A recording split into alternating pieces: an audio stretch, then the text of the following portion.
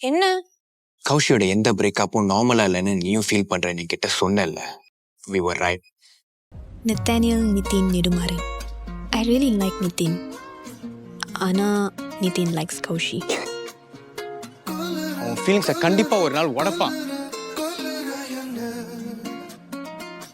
ஆனா நீ ஏன் இதை செய்யறன்னு எனக்கு தெரியல.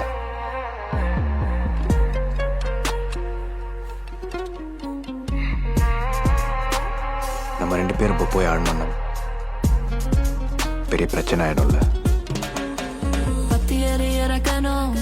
Don't you dare talk to her like that.